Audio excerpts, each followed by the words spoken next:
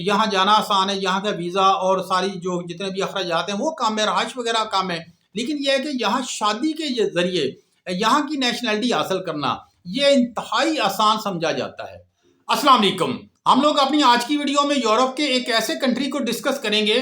इस कंट्री में जो ज़्यादा जनूबी एशिया के जो मिडिल तबका के लोग होते हैं वो जाना पसंद करते हैं, या जो स्टूडेंट हो, या जिनकी सैलरी कम हो, जिनके सोर्सेज कम हो, या जो लोग ये चाहते हैं कि हमारी जो इनकम बहुत कम है, हम यूनान का वीज़ा कैसे लें, अमेरिका का वीज़ा कैसे लें। तो इसलिए इस कंट्री को वो लोग ज़्यादा चूज़ करते हैं नेशनैलिटी के लिए, रोज़गार के लिए, जो मिडिल तबका के लोग हैं। जनूबी एशिया में तकरीबन इस कंट्री को चूज़ करने वालों की तादाद काफ़ी ज़्यादा है। इसकी जो शराइत है नेशनैलिटी की, वीज़े की, जॉब्स की, रहाइश की, बाकी कंट्रीज़ की निस्बतन आसान है।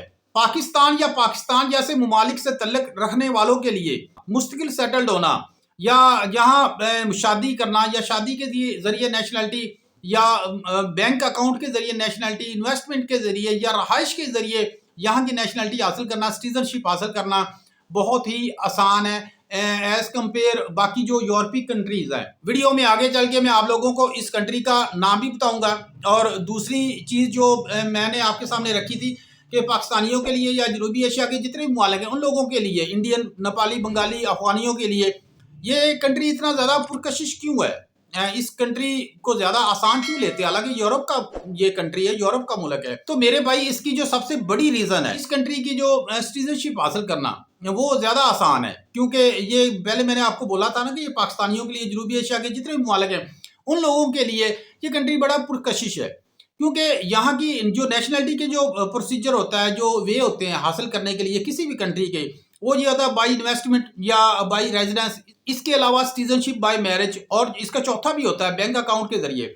लेकिन हम लोग डिस्कस करेंगे नेशनैलिटी बाय मैरिज की। एक तो यहाँ शादी करना आसान है, दूसरा ये कि अगर आप यहाँ की लड़की से शादी कर लेते हैं तो यहाँ आपको वैसे तो 3 साल का वक्फा होना ज़रूरी है शादी और नेशनैलिटी का।